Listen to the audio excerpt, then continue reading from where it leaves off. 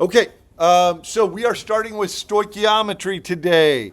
And what might make you guys happy, this is our last unit of the year. So if you can cheer real quickly. Yeah. There you go. All right. Huh? Um, we're going to talk at the end of the hour. Who's my other senior in here? Are you the only senior in here? Actually, yeah, we'll talk at the end of the hour. Okay. All right. So, stoichiometry. If you want to look really smart, if your parents are the type to say, hey, what did you do at school today? You can always go home and say, well, in chemistry, we learned about stoichiometry. And then they're going to ask you, well, what's stoichiometry? And you can tell them it is the quantitative relationship between constituents in a chemical reaction. Write that down. It is a quantitative relationship between constituents in a chemical reaction. All right? It is the culmination of everything we've been doing this semester. All right? I'll let you guys get that written down, and then we will discuss.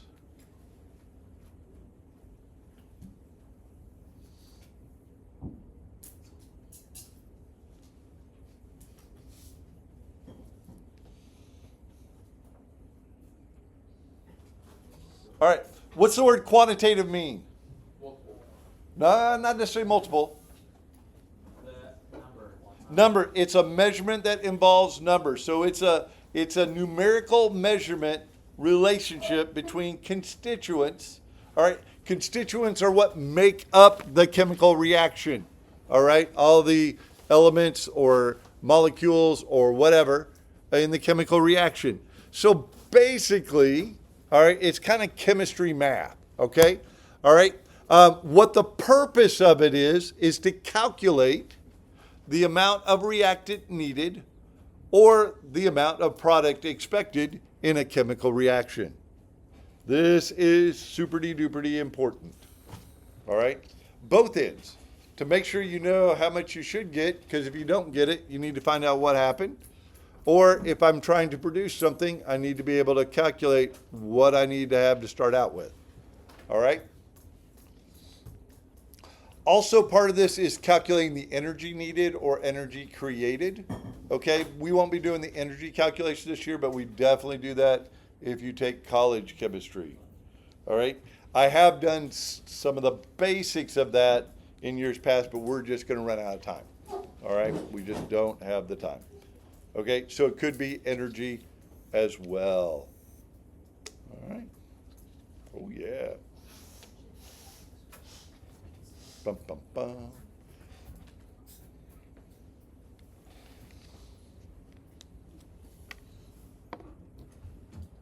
Okay, everything. Oh, nope, I still see some pencils moving. Sorry, guys.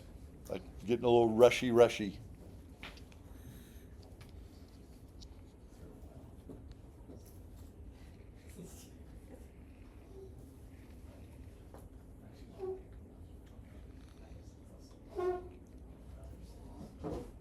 Psst.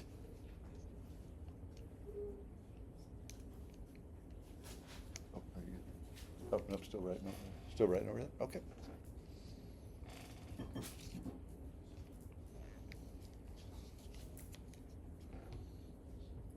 I have to be careful, especially the second time I teach something of the day. I get very, I tend to go too fast.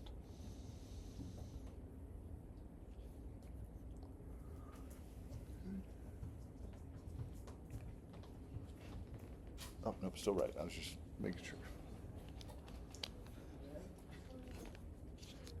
If you are a doodler when you write, let me know. Yeah. Okay, no, you're fine. I just wanted to make sure I'm giving everybody time to get the definitions down, and then if I see pencils moving, I assume you're still doing it. All right, now, all chemical reactions, and we've talked about this before, but all chemical reactions, and this is how we verify it, must follow the law of conservation of mass or matter. Mass or matter cannot be created or destroyed, but it can be changed in a chemical reaction. That's what all that balancing stuff was about, right? The compounds would change or rearrange or come together, all right? But ultimately, when we balanced it, it had to follow the law of conservation of mass, okay? And we can verify it through stoichiometry with chemical reactions. Oh, yeah. So the law. Now, in addition, especially true here, is this applies to the atoms for what we are doing, okay? Now, nuclear reactions are a whole nother thing, because in nuclear reactions, some matter can be created or destroyed and changed straight into pure energy. But in chemical reactions, that cannot happen, all right? So, yeah, in nuclear reactions, it does. Oh, yeah.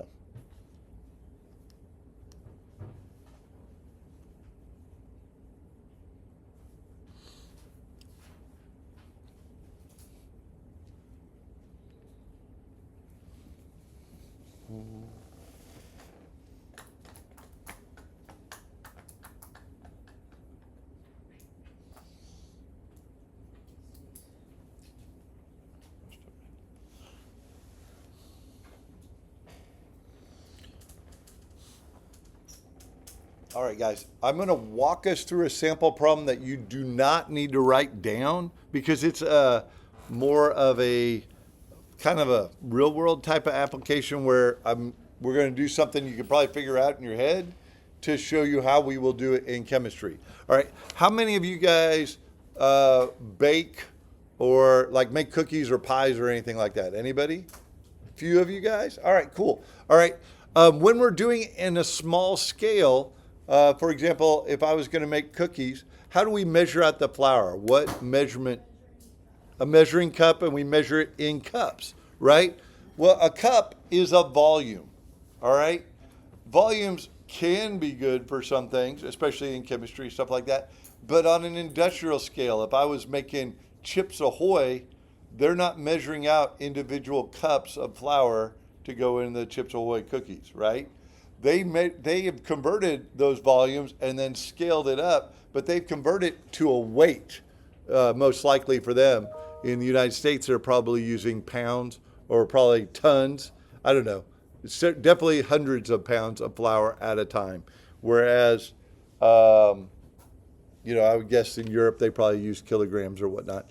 So anyway, we're going to look at this one. Again, you don't have to write this down unless you're just super inclined to. Okay? So if we're looking at this, and I made these numbers up. If you are a baker, I apologize. These may not be right. Well, the 2 crust is right. I don't know how many apples. I don't know how many tablespoons of cinnamon. I didn't even put sugar in here, which I know you need. All right. Okay. So if we're going to write out a balanced equation for this, all right. So 10 apples, 2 crust, and 1 tablespoon.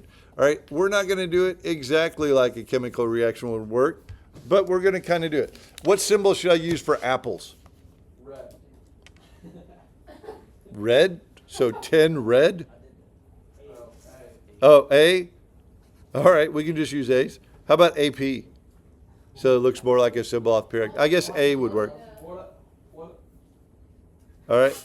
Plus, what should I use for crust? CR? Yeah, CR. All right, there we go. What about cinnamon? CN. Okay, I'll take that.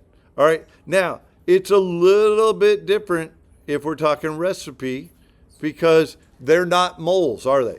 So if we're going to go, we have to, when we say 1, we have to indicate what it is. Whereas in a chemical reaction, everything is a mole, right? So, and then what does that make? What did we say that made? 1 what? 1 pi, right? And we'll put pi because that makes the math people happy. All right. Okay. So the next question would be, if we have this, all right, and I'm guessing most of you guys will be able to answer this in your head. All right. What if, how many apples would I need to make 25 pies? 250. Yeah, 250. How'd you get that? 10 times 25. 10 times 25. All right. And that works very easy because these are things we can see and do in our head and totally make sense to us. All right. I am going to show you how I want to see it done on our problems. We've been doing this quite a bit. All right. But we always start with what we want. And they said we wanted 25 pies, right? Okay.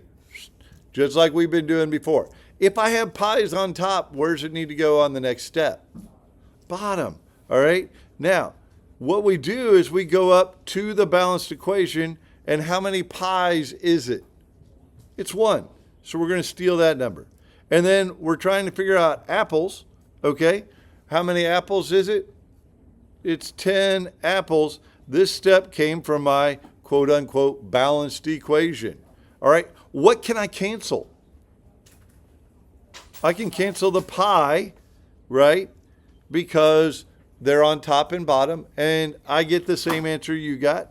And because, again, what you had was very, very, it's something we can very much see and understand in our heads. This was simple. We did it. A lot of you guys did it in your head.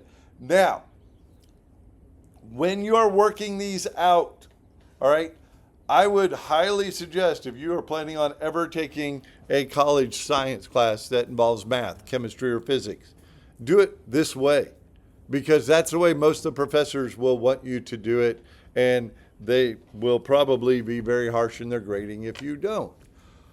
If you do it some other way, you must show me, oh, I did it on my calculator. That's not good enough. Show me what you did on your calculator, and they must be labeled with the correct units. If you just got a bunch of numbers scribbled down, you will not get credit for the problems. Do you understand? What if I get it right? How do I know you didn't look off your neighbors? All right. You will need to show me what you did. If you can punch in your calculator, you can write it down. Don't be lazy. All right. But does this make sense? Any question on this part? We've been doing enough of this bracket work stuff that should make pretty good sense now. Are you with me? Okay, let's go back to our slide. All right, the next question, or the next slide. These are the maximum number of steps you will have. You won't even do them all on every problem, but this is the maximum number of steps you'll have on most of the problems we will do. There are a couple where it gets a little more complicated. All right, so the steps in problem solving in stoichiometry. Step 1, convert whatever they give you to moles. We're going back 2 units to the unit before balancing equations and converting to moles. All right. Step 2, multiply by the mole to mole ratio. That is your coefficient from the balanced equation that we just learned how to do in this last unit. And like I said, scores overall were pretty good. Pretty good. And then the last step, I didn't know how to word this right, so it sounds kind of funny. Convert to the unit desired. Convert to the unit they're asking for. So it could be grams, it could be liters, could be molecules, could be atoms. It could be energy if you go on.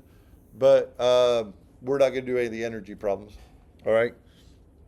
But you get your final step in whatever they wanted. All right, all right, all right. And I'm going to demonstrate doing these in one longer problem. If we're working on these and that confuses you, let me know, and I'll show you how you break it down into multi-steps. All right? And that's fine. You can do it in multi-steps.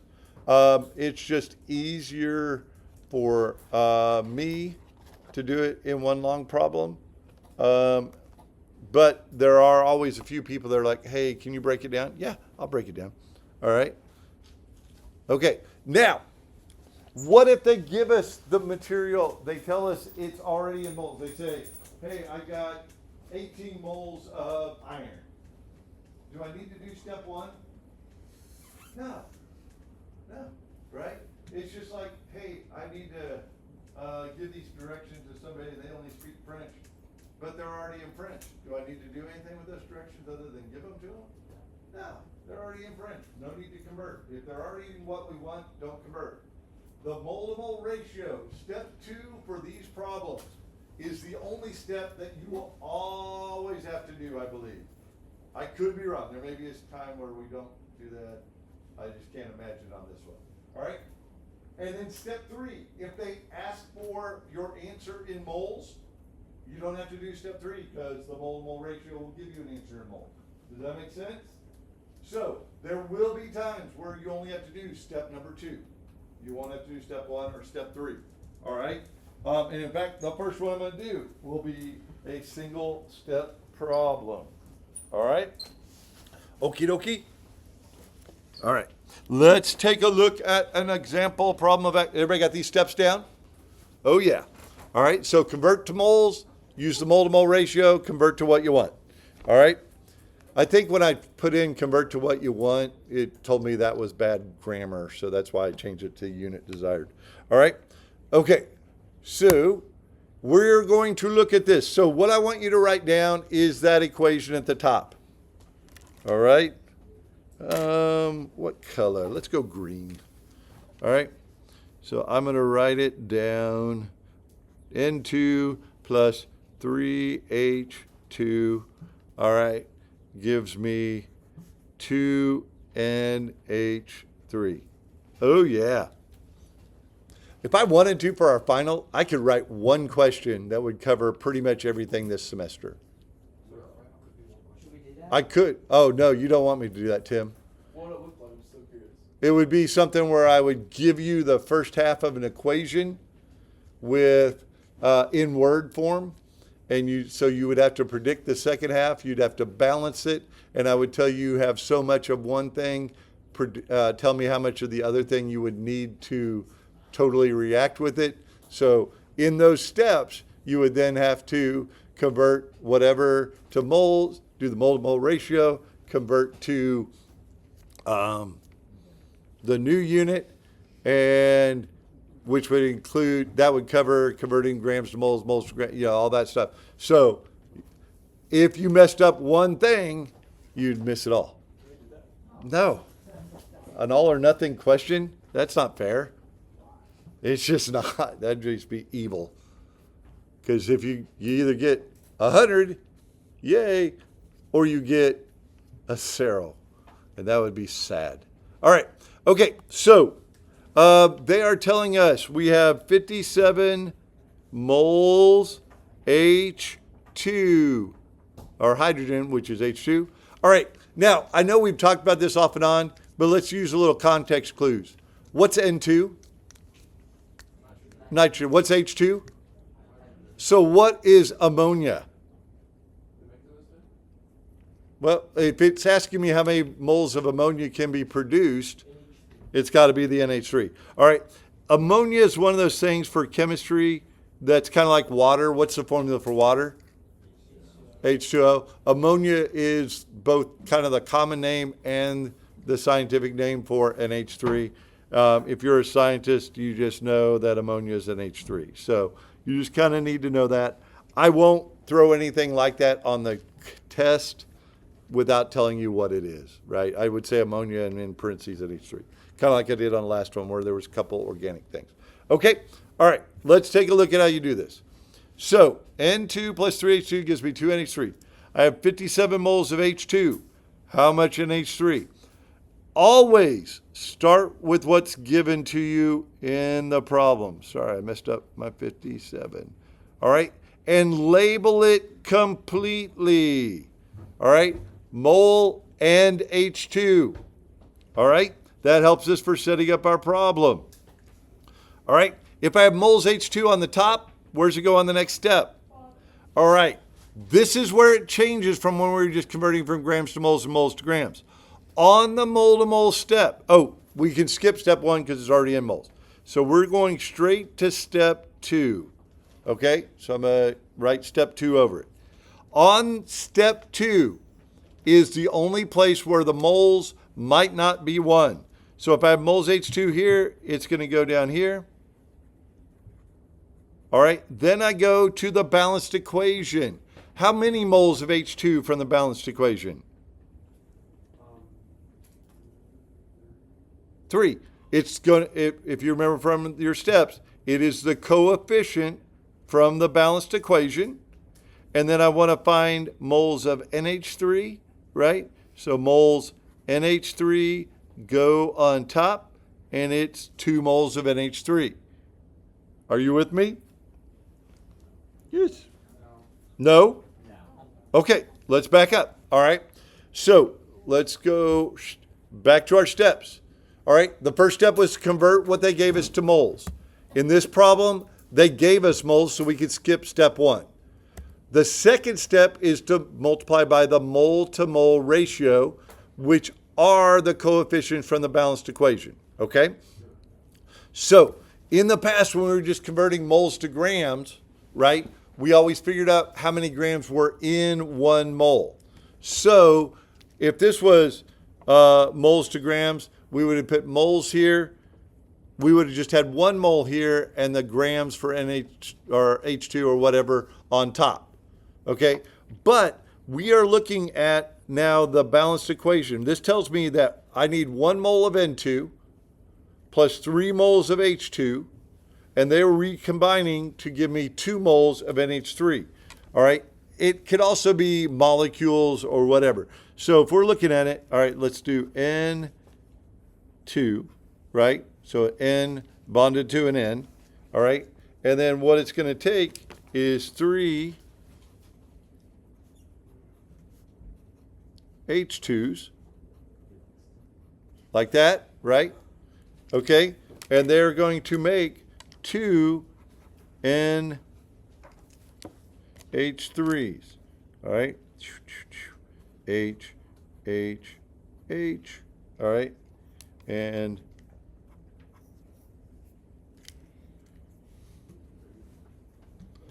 sorry, I'm not a quicker drawer.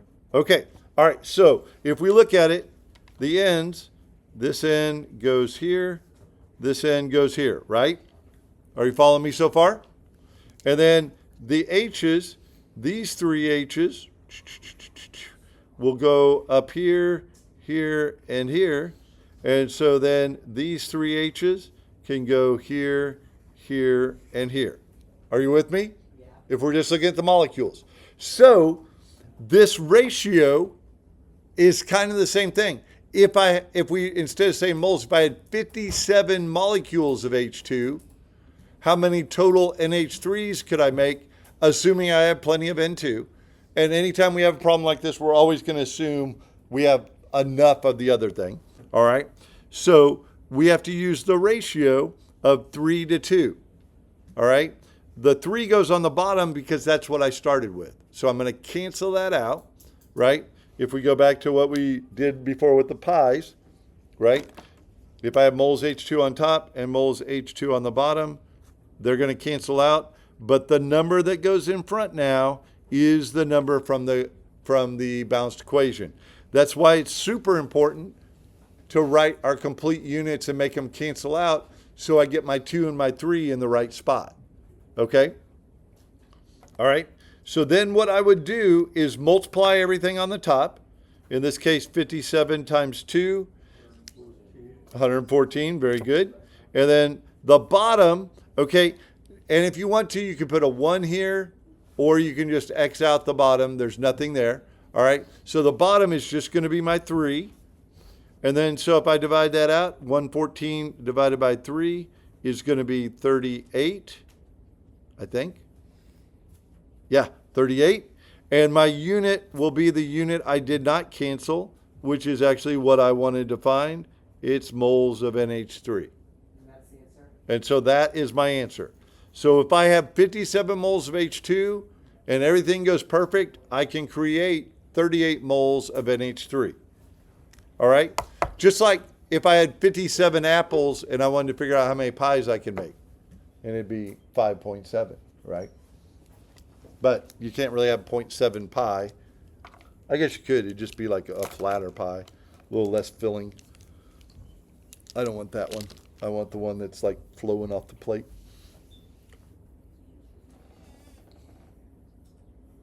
All right.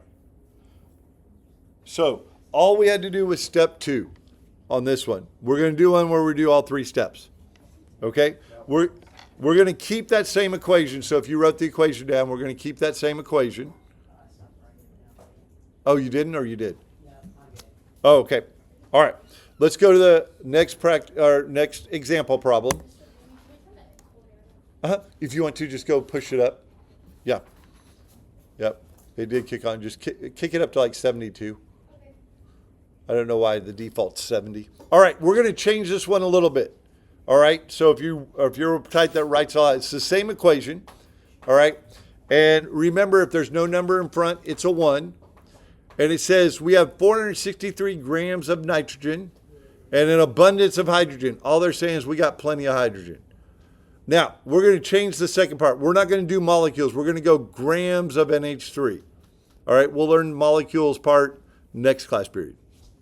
Or maybe Wednesday. All right, so 463 grams of nitrogen. We're still using the same equation. So grams of N2, and we want to go to grams of NH3. All right, not molecules, but grams. Okay, has everybody got it that wants to get it? All right, cool. Okay, so I'm going to slide. We're still using this equation, so when we need to, we'll slide back up to it. All right, so we have to do all 3 steps here. All right, so if I have 463 grams of N2, that's what we're going to start with. Are you with me? All right, so the first step is to do what? Convert to moles. So if I have grams on top, where's it go on the next step? Bottom. All right, when we're converting to moles, where do we get the number of grams that goes here? Do you guys remember? That's 2 units ago. Coefficient. Not the coefficient, not when we're converting from grams.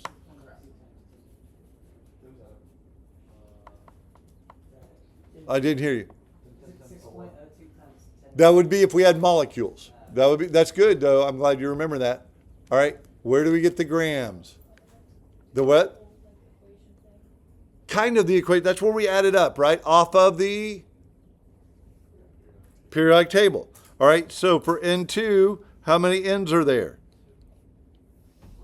2. Very good. Times its mass off the periodic table, which is 14.0.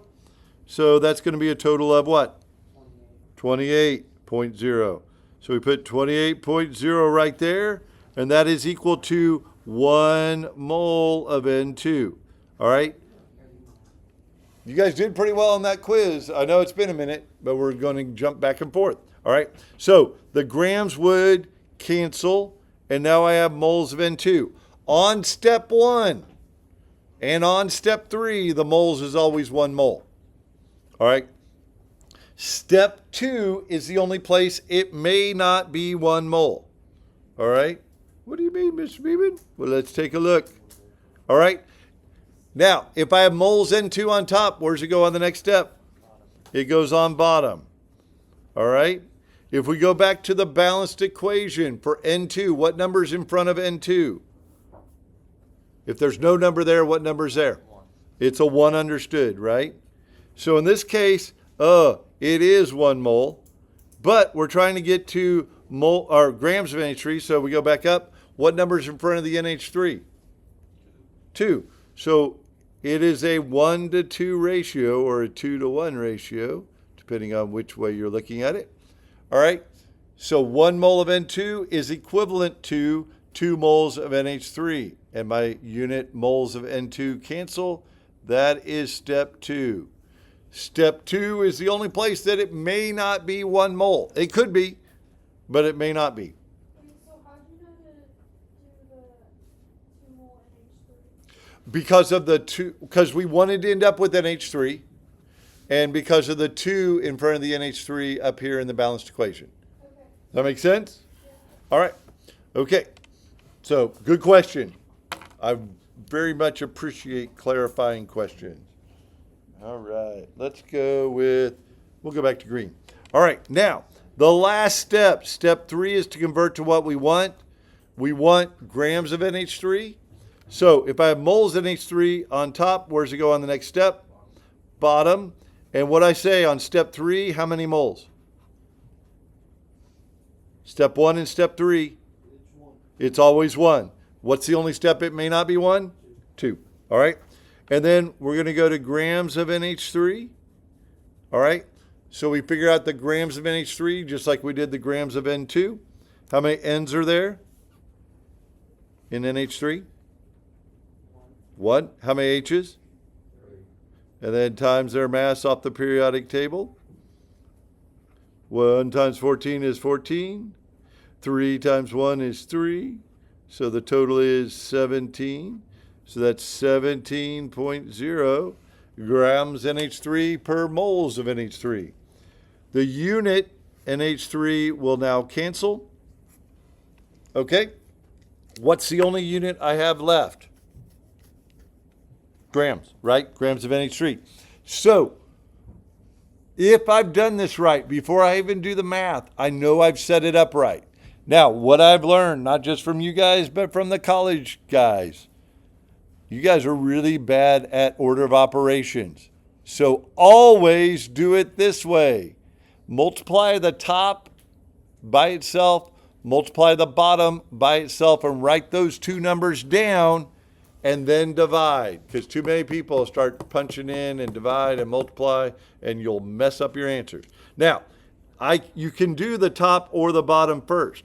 In this case, I'm going to do the bottom first because it's 28 times 1 times 1, which is going to equal what? What's 28 times 1? 28. Yeah, it's 28. All right? Okay, so I've already got that there. It makes it a little easier for my order of operation in my calculator. Then we're going to take 463 times 2 times 17.